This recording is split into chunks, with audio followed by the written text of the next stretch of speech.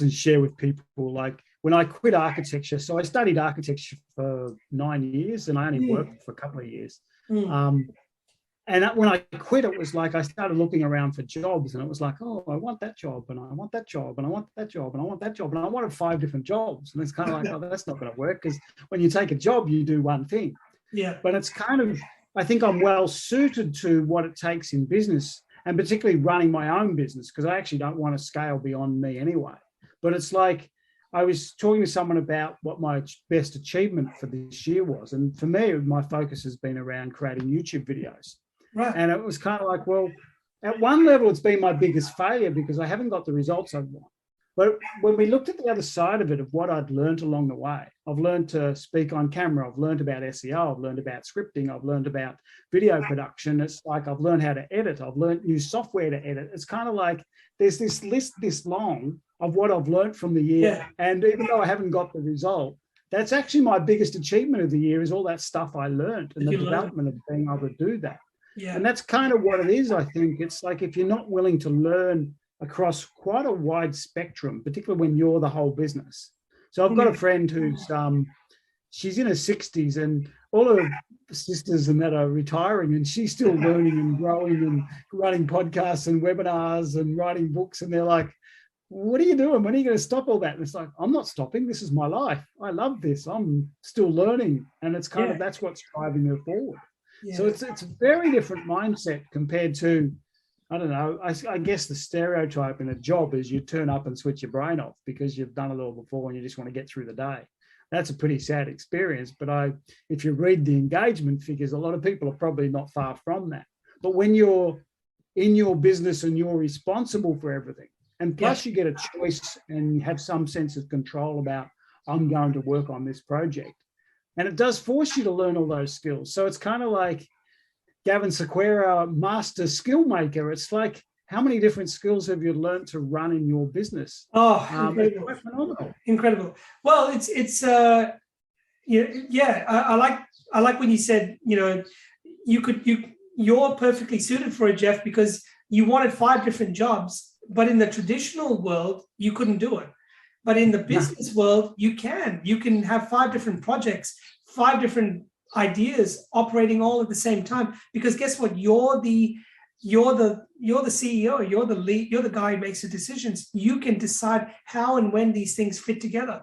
And it gives you that flexibility to really throw your hand at quite a number of things. Now, you gave the example of the YouTube videos where maybe you haven't got certain results, but you learned all these skills, right?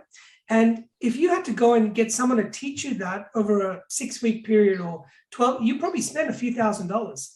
And when you think of all the skills you've learned over the years, that if you had traditional teachers teach you or traditional schools teach you, you probably have a few $100,000 worth of education that that's under your belt. Now, the benefit of that, regardless of the results, the benefit of that is, what do most people do, Geoff, when they get to retirement?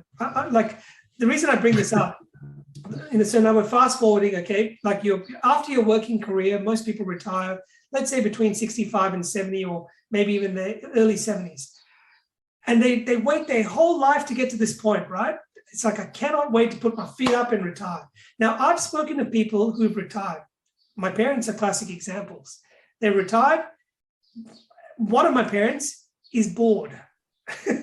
Unfortunately, they've reached a point where they haven't got, they're a bit lost, to be perfectly honest. They've been retired for many years, but because they haven't, when they worked, this is what their job was, and that's all they did. Now that they're in their retirement life cycle, they haven't got too many things that keep them occupied, they haven't got too many other skills. They haven't got too many other interests. And they're at that age where it's almost too late to take it up. Now, it's never too late in my opinion, but I don't want to be that person when I reach my, whether it's my 60s or 70s or whatever it is.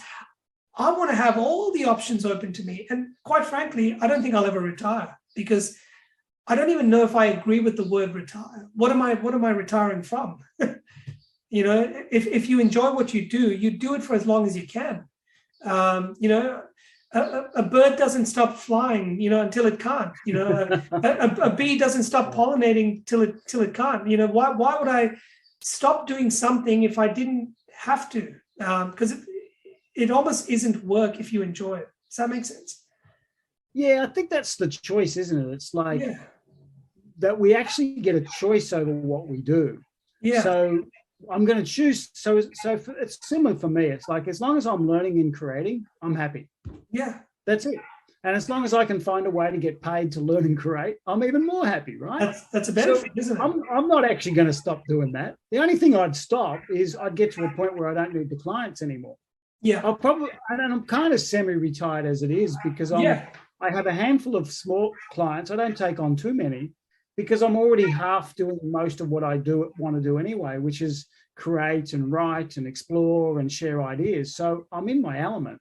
And as long as I've got enough people to keep paying for that, well, I'll keep doing it. So, and it's funny, I'm in the same boat. My brothers and sisters are all, retirement age. And I'm like, well, Geoff's obviously the black sheep of the family, because he's not talking about retirement. What's they retire from? What am I going to do? Sit on the beach or go play golf? It's like, that'd be fantastic for about 3 days. And then I'd be bored. Yeah, that's right. Yeah, most people want to sit in that island, sipping cocktails and doing nothing. That'd be great for the first day, maybe even the second day, maybe even a whole week. And then you'd be like, oh, what else am I going to do? I think as human beings, we're curious beings. We're intelligent. I think we're natural problem solvers. Going back to our early ancestors, we overcame all kinds of challenges. We built shelters. We constructed fire. We learned how to hunt. We learned how to build things. We made our life complex and interesting at the same time, and easier, hopefully. And so I think if you lose touch of those kind of drivers, life has very little meaning after a little while. So I think you don't want to give up that curiosity, that knowledge, or that knowledge thirst, and even I think if you can associate with people that think the same or like-minded, I think you'll find you're in good company, because age almost then doesn't matter. Like I've got mentors who mentor me that are not half my age, but they're in their like late 20s, early 30s on the technology side. Why? Because they're really good at it. I'm a dinosaur for them, and the interesting thing is, when I started my corporate career, I was in technology with IBM and Oracle and companies like that. And people would look at me as a technology guy, but I couldn't be further from technology compared to some of the young people out there. But I recognize when someone has better skills than I do, and age is not a barrier. So if I can learn from someone, I will.